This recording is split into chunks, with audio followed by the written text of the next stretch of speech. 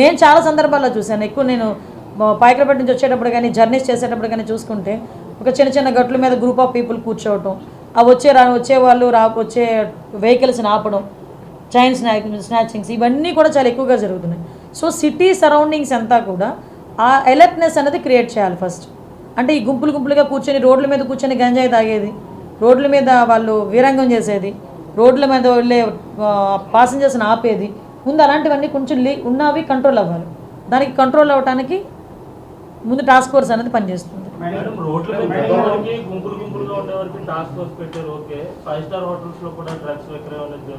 అమ్మ ఇంకోటి కూడా చెప్తున్నా, ఇప్పుడు ప్రతి ఒక్క చోట పోలీసులు వెళ్ళి కూర్చొని చూడలేరు. ఎస్, నేను అది సిటిజన్ పార్టిసిపేషన్కి కూడా నేను ఇంకొకటి కూడా మేము మాట్లాడుకున్నాం.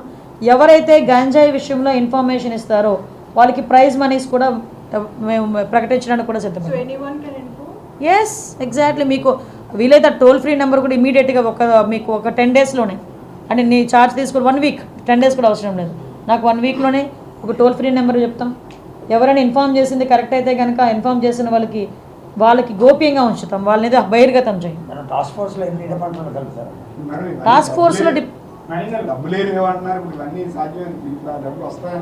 డబ్బులు జనరేట్ అంటే మనం దోచేసుకోవాలనే ఆలోచన ఉన్నవాడికి అయితే డబ్బులు జనరేట్ చేయలేడు, కానీ డబ్బులు జనరేట్ చేసి మంచి చేయాలనుకున్నవాడు ఎలాగైనా జనరేట్ చేయగలడు. చాలా సోర్సెస్ ఉన్నాయి.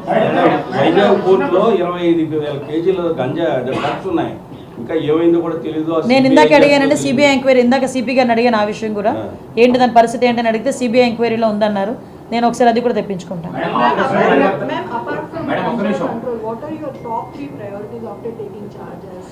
యాజ్ టాప్ 3 ప్రయారిటీస్ అయితే first thing ganja drugs, control of ganja and drugs. Second thing is protection of women. Third కూడా ఏంటంటే భూములు కబ్జాలు కాకూడదు.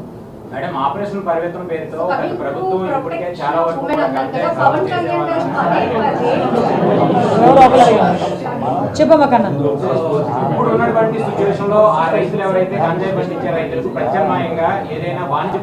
Yes, exactly. మీరు మంచి పాయింట్ అడిగారు. యాక్చువల్గా ఒక నిమిషం రీజన్. సాగు అనేది గత లాస్ట్ 30 years నుంచి జరుగుతుంది.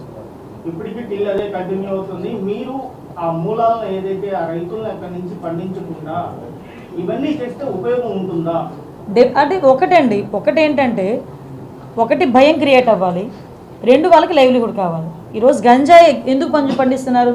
వాళ్ళు గిరిజనులు, అందరూ కూడా అమాయకులు, వాళ్ళు గిరిజనుల చేత పండిస్తున్నారు. వాళ్ళు కొంతమంది పెట్టుబడి పెడుతున్నారు, వెళ్ళి ఎకరాకి 1 లక్ష ఇస్తాను, ఎకరాకి 2 లక్షలు ఇస్తాను అని వాళ్ళకి చేత పండిస్తున్నారు. ఆ తాలూకా దాని రెస్పాన్సిబిలిటీ అంతా పాపం ఆ గిరిజనులు భరిస్తున్నారు. రేపు పొద్దున్న ఎవరైతే పెట్టుబడి పెట్టాడో వాడు దొరకడు, మనకు ఎవడు దొరుకుతాడో, అక్కడ ఎవడైతే పండిస్తున్నాడో వాడు దొరుకుతాడు పోలీసులు వెళ్తే. సో అటువంటి సిచ్యువేషన్స్లో వాళ్ళకి మనం కొంచెం మోటివేట్ చేయాలి.